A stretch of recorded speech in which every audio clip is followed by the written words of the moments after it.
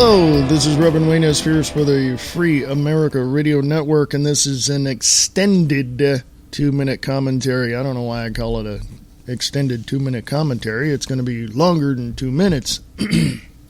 But anyway, it's an extended commentary, let's just put it that way. First of all, I got information this morning as far as a headline is concerned, and I got to tell you about it because it's the most ridiculous thing I have ever heard in my, just within the last several weeks, let's put it that way. Kristen Taylor over at thegatewaypundit.com says, Feds to open $50 million resort for illegal children, complete with tennis courts and sauna and pools. Gateway Pundit. And what is Gateway Pundit? Let me tell you, it says it started in late 2004 at a time where this person who created the site really, wanted to put something together. And it says here, he says, the creator of the website says that the time I and my twin brother Joe and my buddy Chris, as regular readers it says here, in late 2004, I started the Gateway Pundit blog after the presidential election. At that time, I had my twin brother Joe and my buddy as regular readers. A lot has changed since. The Gateway Pundit is a leading right-of-center news website. The Gateway Pundit has 4 to 5 million visits each month and is read by over 600,000 individuals. There are other people. Not everyone appreciates our success. Jim Hoff is active in the Tea Party and was associate producer of Hating Breitbart. He has a devotion to growing democracy and freedom movements everywhere, from inside Iran to the darkest corridors of U.S. Capitol. His passion is liberty. His dedication is to free America. Now, I read the headline, Feds to open a $50 million resort for illegal children, complete with tennis courts and saunas and pools. I want to say this. I'm going to put this on the Wayne S. Pierce Show Facebook page, so you might want to go and check it out as well. But I'm going to say this. Why? Take the $50 million, okay? Take the $50 million and give some money to us. Not some money, give all of the money to us. To the people struggling each and every day that were born and raised here in America. And we can open businesses, we can extend and remodel businesses, $50 million is a lot of money. And if you take that and divide it between, let's just say, well, it was, 310 million people in America or something like that. Let's just say 150 million people. If you took $50 million and spread it to 150 million people, that wouldn't be much, and I think my calculations are off. But take let's do it this way. Let's not even take half of America. Let's take quarter of America. What's that, 7 million people, 6 million people? Okay, let's do that. The point is that we need that money. We, the people, need that money. Period. End of sentence, done. Not some illegals that are here illegally and all of that. No, we are done with this bull crap coming out of Washington, D.C. I'll even go this far. Harry Reid has said that the borders are secure. Nancy Pelosi said the borders are secure. Dianne Feinstein in California want to take your guns. Well, how about this? Here's a novel idea, folks. How about hundreds and hundreds of people getting together in each state and going to the borders and, of the state and stopping all of the illegals coming into the state? Well, that's happening in various locations, but it's not happening in every state. Chicago, they're letting them in. They don't care. Illinois, Chicago, they're just letting them in. New York has stopped them. New Hampshire has stopped them. There's places in Texas and Arizona and California. They're stopping them. Not so much, just enough in that area, but not so much nationally because they're getting in anyway. And, the buses are just diverted to another location and they're sent in. $50 million to illegal aliens with tennis courts and no. What's the solution? The solution is simple. Close the damn border. Period. End of sentence. Close the border. Close the border. Oh, you're a racist. No, I'm not. I got friends of every race, creed, and religion that you can think of. But even my friends who I know, if they break the law, they understand that they're going to have to pay a price. I understand that if I break the law, I pay a price.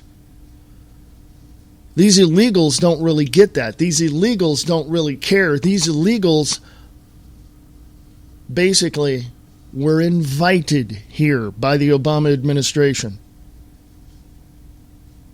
He wants open borders. He wants the Democratic Party or his socialist, Marxist, communist sympathizers in Washington, D.C. to have their way, which is a complete and total one-party system in America that is going to destroy the Constitution, get rid of all your rights, get rid of all your opportunities as far as you yourself as an individual building any businesses whatsoever and being innovative or excel in what you know. This is exactly their purpose. They want to eliminate the Republican Party. They want to eliminate all parties whatsoever and have one party. One party. Can you say communism?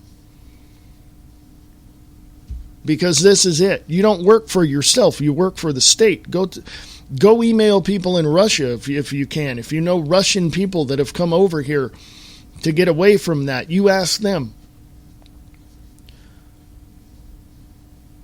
The bottom line is that we, the people, have to stand up to this bull crap, and it's going to get worse. It's not going to get better. It's going to get a hell of a lot worse locally if we don't. Because look at what's happening. The influx of illegal aliens, the borders are now just totally destroyed. We have a 100-mile zone around all the borders, Canada and Mexico, and on the coast, west and east coast, that is a constitution-free zone. It's going to get a lot worse.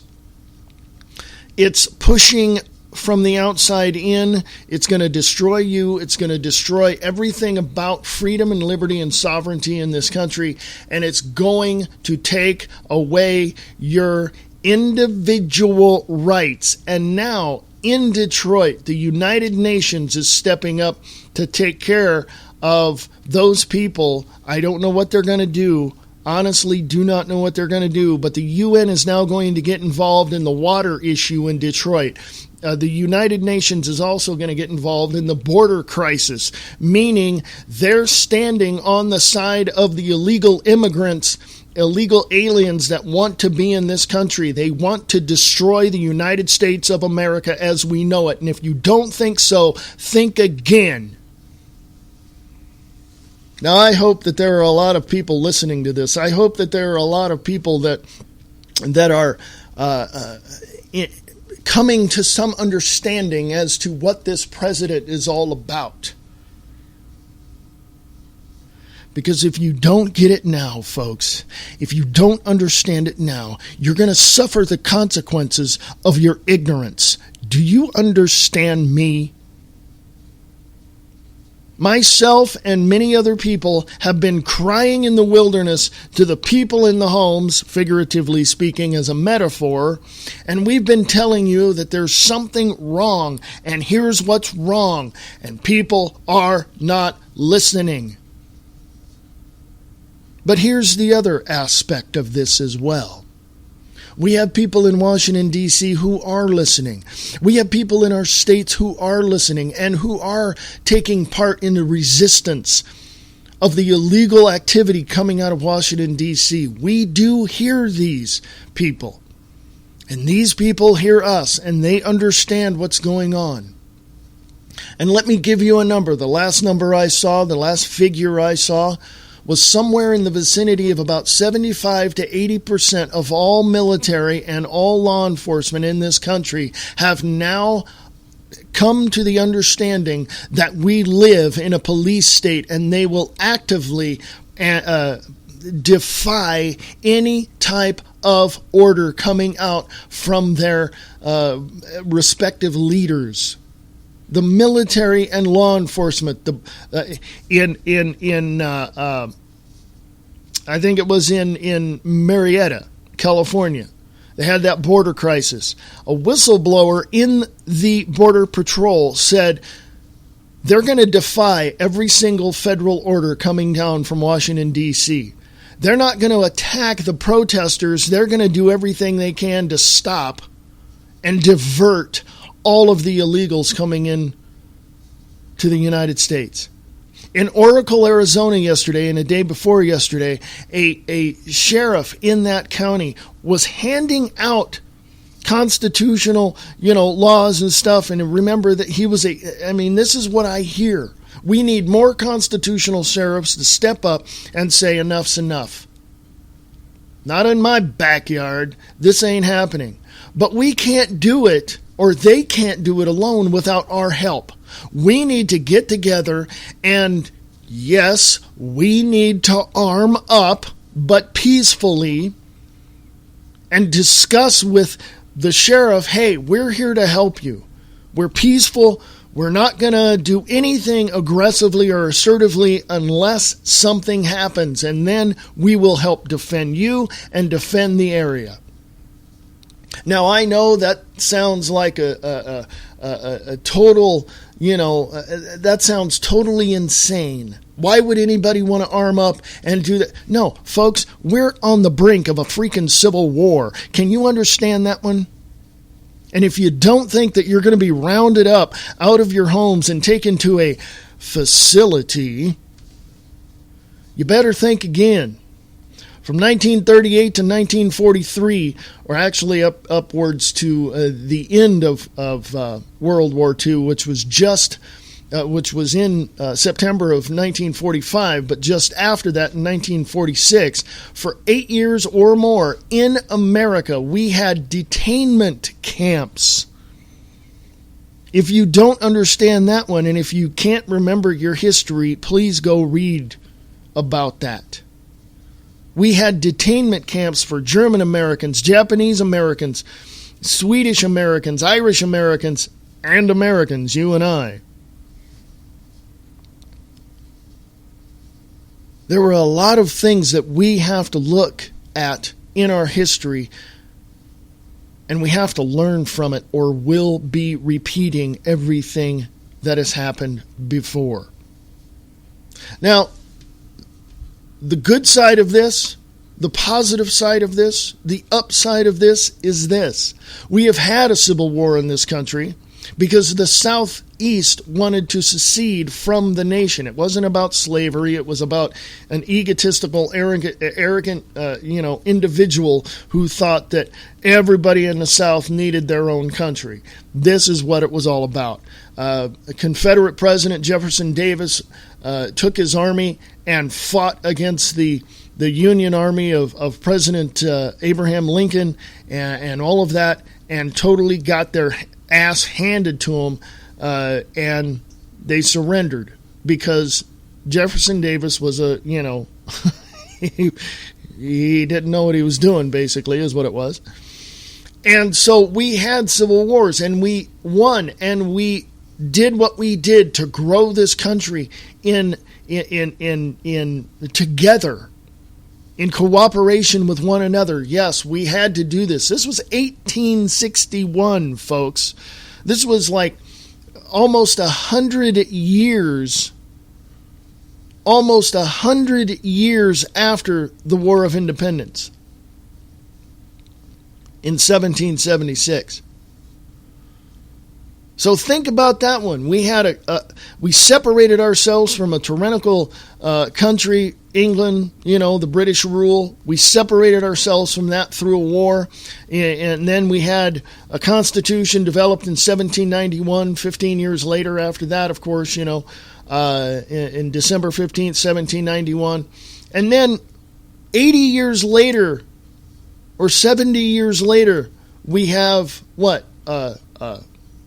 Civil war in the country? Okay, I mean, don't tell me it's not going to happen. I don't want it to happen, and I'm sure there are people out there that don't want it to happen and will do everything they can to protect their family if it does, like me. But I sure as hell don't want to see it, okay? And we have to stop it now. We have to stop it now. We have to demand that the states get together, go to Washington, D.C., and demand the resignation of this current administration, including all of the Muslim Brotherhood members that are in his cabinet right now. And if he does not leave within 30 days, we need every single constitutional sheriff in every single county that is able to get to Washington, D.C. and arrest that man for his crimes. And if the governors aren't going to go along with it, then guess what? We'll leave them behind. If the senators aren't going to go for it, then guess what? We have a midterm election coming up. We'll make sure they no longer have a job. If the House of Representatives don't want it, we'll make sure they don't have a job. We need a massive push to demand this administration to back down from what they're doing. And it's going to take people to do it. It's going to take people, you and I, to do this. It's tough enough every day struggling to pay the rent, to pay the mortgage, to feed our families, and to do what we have to do. But if that's important to you, if your family is important to you, then you've got to do it for them. You may not agree with anything that I say. You may agree more with what this administration is doing, but remember this, they're going to chew you up and spit you out. I know I wanted to make a shorter commentary, but this has gone on longer than I thought because I have a lot to say.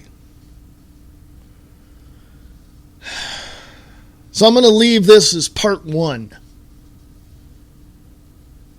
And I know that there are a lot of people out there that disagree with me. I know there's a lot of people out there that don't like the solutions that I'm proposing. But you know what? My question to you is, do you have anything better? Do you have anything better? Because if you do, I'd love to hear it. And Christians, I'm going to point my fingers right directly at you. Christians, get up off your knees and stop telling me, let God take care of it.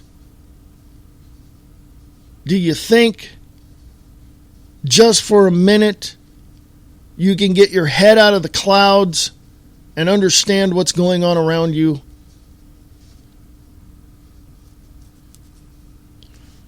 Now is the time